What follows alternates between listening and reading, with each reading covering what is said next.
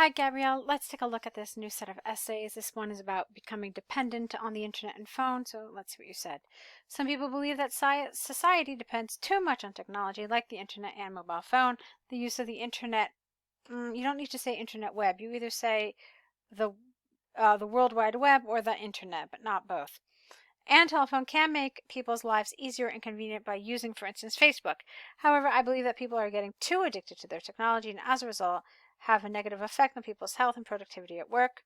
This essay will analyze both sides and use examples from the UK government and American students to demonstrate points and support arguments. All right, that's fine. It was you could have shortened it a little bit, like this whole thing about using Facebook. You don't need to get into all that detail in your introduction because that's what you're going to talk about in your body paragraphs. But it was fine. Let's see what you said. On the one hand, there are some drawbacks to the use of mobile phones and the internet. Firstly, people are most of their time on the phone. Careful with your grammar. People are on their phone most of the time, which increases the development of a more sedentary lifestyle, which could have a negative influence on people's health and well-being, like eye problems, obesity, and depression. For example, a recent study from the UK government indicates that in the last decade, the number of obese people has increased by 78% due to a lack of physical activities and increase in a sedentary lifestyle. Secondly, the use of technology such as video games and text messages is addictive for the brain, and as a result, people are less concentrated, are less focused. Okay? Or people concentrate less, which negatively influences their performance at work and studies. Their performance at work. Yeah.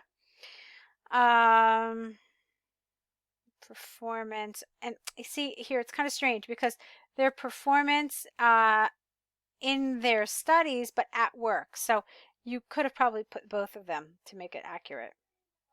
So their performance at work and in their studies. Take, for example, a recent recent studies. So get rid of that A. Take, for example, recent consumer studies have shown that young American economics students are unable to concentrate for more than 20 minutes on their homework due to the urge to check their social media.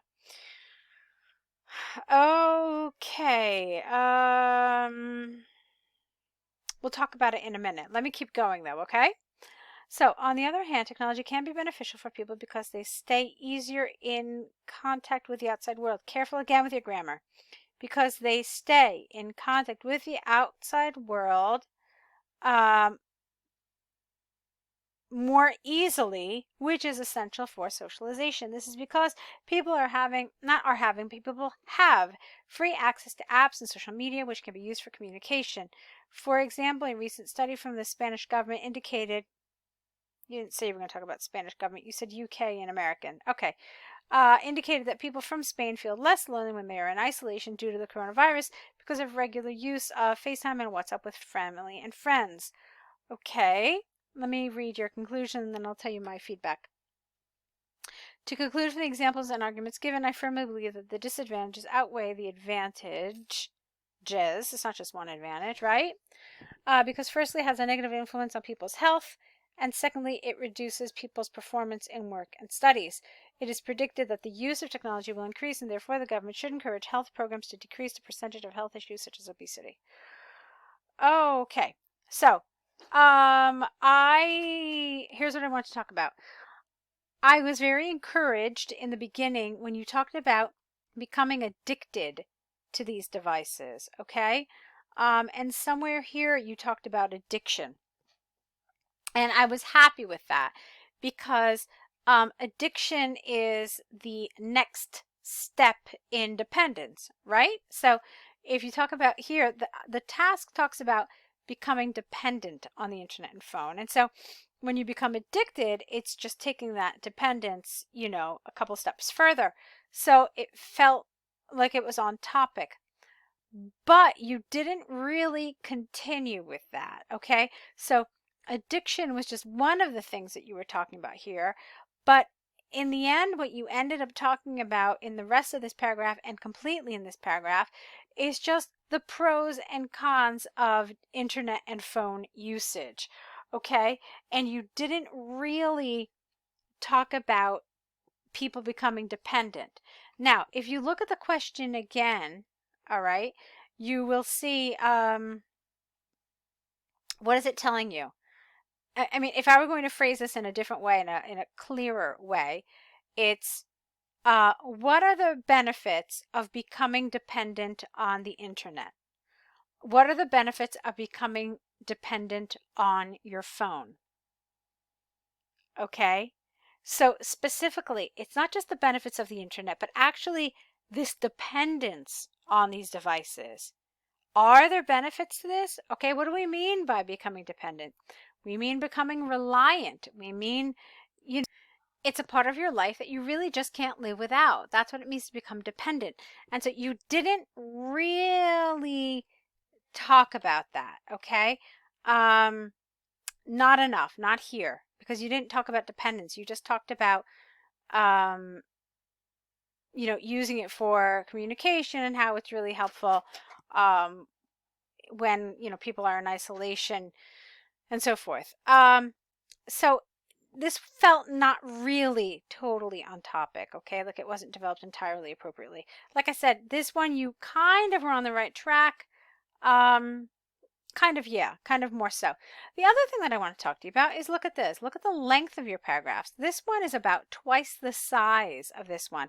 I really would like you to try to at least somewhat balance them out. I don't need you to get obsessive about it. You don't have to do a word count, but do try to give both sides of the argument at least somewhat of an equal amount of time and effort and development. Okay. So you notice that I didn't really say a lot about your vocabulary. I didn't say a lot about your grammar because they're both at a very high level, very natural. Yeah, a couple little mistakes, but nothing really concerning.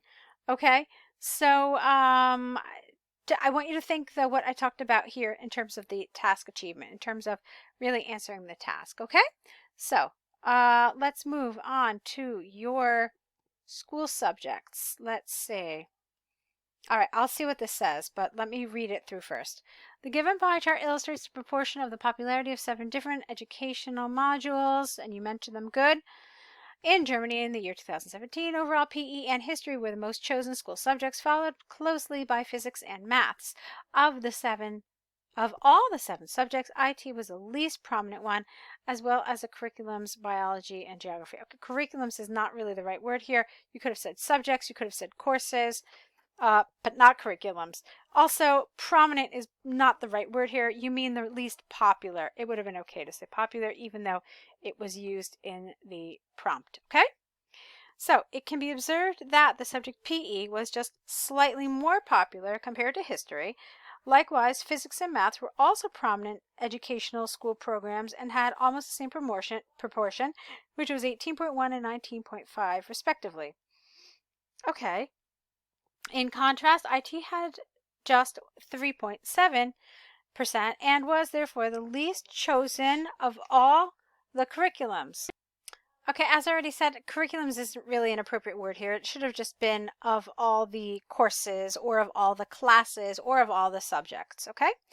In addition, both biology and geography were also unpopular lessons. However, they had double, without the D here, the amount compared to the subject IT with a percentage of 7.1 and 6.4% respectively. Okay, let's see. This was 150 words exactly. You said you found it hard to write, I find it hard to find the right words and sentences to write down. It cost me a lot of time and effort. Okay. I thought you did really well. The problems you had here were with the word curriculums, like some awkward things like that. But on the whole, I thought you did very well here. So it surprises me to hear that you had some trouble with this. Your organization was appropriate. You talked about the top four together. That was the right thing to do. Okay. And then you talked about the least popular 3 also together. And I really like what you did here when you talk about double the percentage. That's exactly the kind of thing you need to do in a task like this. When you have so few pieces of information, here you only have 7, you really have to stretch it out. You really, first of all, you obviously have to talk about every single thing. You can't leave anything out. But you also have to make connections to show what these figures mean in relation to each other. So what you did here I thought was absolutely appropriate. And the one thing that I would have liked to see was more of that in this paragraph. Here, for example, you did some grouping, which you didn't really need to do. You obviously in task 1 have to group, particularly when you have a lot of data, when you have a lot of figures. But in something like this, you don't really need to do it. So yeah, it makes sense to group PE and history together since they're so close. And then you can, say that there's just a 0.5% difference between them. But here, I actually wouldn't have grouped these together. If you think about it, the difference is, it's worth mentioning, okay, because even at 1.4% difference, you could say that, there's some kind of, you don't have to put them together, in other words, okay? So I would have separated these. And you could have also said something like, you could have made a connection among these top 4. So you could have said something like the most popular, with the fourth most popular, had just a small difference of 4%, really. Okay, so you can make those kinds of mini conclusions when you have so little data to work with. Okay, let's see. But yeah, I thought the rest of it was good. Really, I thought you did really well. So your organization was good. The vocabulary was fine. Now, this is the kind of thing where you don't have to use a lot of those kind of traditional IELTS words, those things that we think about when we think about task 1, like, increased and rose and decreased dramatically. So you don't have to do any of that because it's not dynamic. There's nothing changing over time. So really the only thing you have to use here is language of comparison. Okay, so this was slightly more, this was slightly less, this was, 4 times as high. This was 4 times as popular.